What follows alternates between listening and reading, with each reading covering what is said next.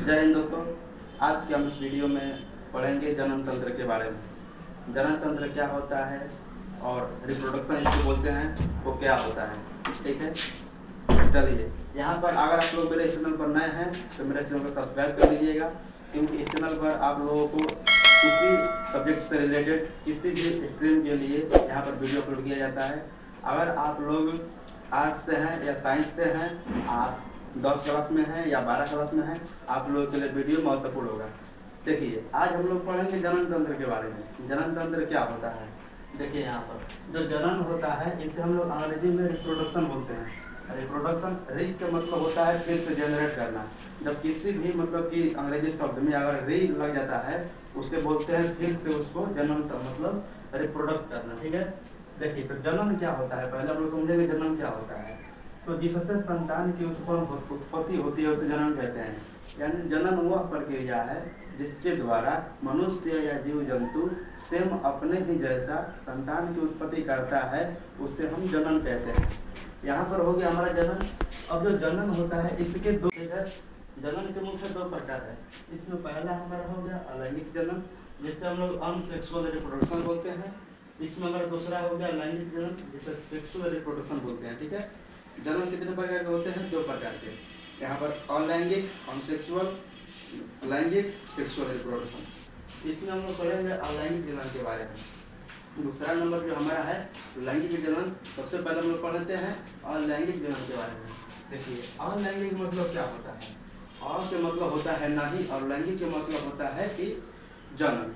तो जिस जनन की उत्पत्ति के लिए किसी नर और मादा की आवश्यकता नहीं होती है उसे हम लोग अलैंगिक जनन बोलते हैं। देखिए जो जनन होता है, जनन में मुख्य रूप से स्त्री और पुरुष यानी नर और मादा का मिलना जरूरी होता है। लेकिन जब स्त्री और मादा नहीं मिलती है यानी जनन की वह प्रक्रिया जिसमें केवल एक जीव की आवश्यकता होती है उसे अलैंगिक जनन कहते हैं। अलैंगिक जनन कहते हैं। ये जो अलैंगिक जनन होता है यह मुख्य रूप से यहाँ पर 2-3 प्रकार के होता है। इसमें हमारा पहला हो गया मुकुलन। मुकुलन क्या होता है कि मुकुलन जो एक जनन प्रकार की विधि है और यह ईस्ट में होता है। ठीक है, जो मुकुलन है यह जनन की एक विधि है।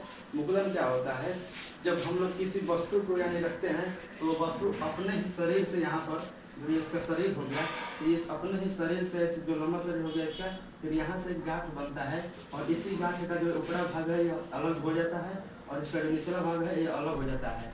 तो जनन की वह प्रक्रिया जिसमें मुकुलन अपने ही जैसे मतलब जीव की उत्पत्ति करता है अपने ही शरीर से, उसे हम लोग मुकुलन कहते हैं। इसे अंग्रेजी में बर्डिंग कहते हैं। ठीक है, यह किस में होता है, ईस्ट में होता है। आप लोगों से क्वेश्चन पूछता है कि मुकुलन के द्वारा किस जीव में जनन होता है, तो ईस्ट में जनन होता है मुकुलन के द्वारा। ठीक है, अब दूसरा हमारा हो गया कायिक जनन। कायिक मतलब होता है, काया मतलब होता है शरीर, इसके लिए हम लोग कायिक जनन इसे बोलते हैं। इसका अर्थ यह हुआ कि यह अपने ही शरीर से दूसरे जीव की उत्पत्ति करता है। ठीक है, अपने ही शरीर से दूसरे जीव की उत्पत्ति करता है, इसे हम लोग क्या बोलते हैं, इसे हम लोग बोलते हैं कायिक जनन। कायिक जनन जो होता है वह गुलाब का जो पौधा होता है, गुलाब का पौधा अगर आप लोग पौधे को काट कर लगा दीजिएगा तो वह पौधे से ही अपना मतलब कि डाल से ही अपना जो जीव का उत्पत्ति है वो कर देगा। फिर इसमें होता है गन्ना का पौधा। जो गन्ना होता है तो गन्ना के लिए हमें बीज की आवश्यकता नहीं होती है। जैसे धान बोया जाता है, धान से पहले उसे मिट्टी में उसे पानी देकर उसको उगाया जाता है, उसके बाद उसे रोपा जाता है, तो वैसी प्रक्रिया इसमें नहीं है। जो गन्ना होता है, गन्ना को आप लोग काट दीजिएगा, उसे मिट्टी में डाल दीजिएगा तो वह जनन के रूप ले लेता है, गन्ना आदि। तो इसमें हम लोग समझ लिए कितने प्रकार के जनन होते हैं। जनन 2 प्रकार के होते हैं। जनन पहला होता है अलैंगिक, दूसरा होता है लैंगिक। ठीक है, यहाँ पर समझ लिए आप लोग। अब अगले वीडियो में हम लेकर आएंगे आप लोगों को जनन के बारे में, उसमें हम लोग पढ़ाएंगे मानव जनतंत्र के बारे में। इसमें हम लोग पहले पढ़ लिए लैंगिक जनन, अब इसके बाद पढ़ते हैं हम लोग लैंगिक जनन। ठीक है, जय हिंद जय भारत।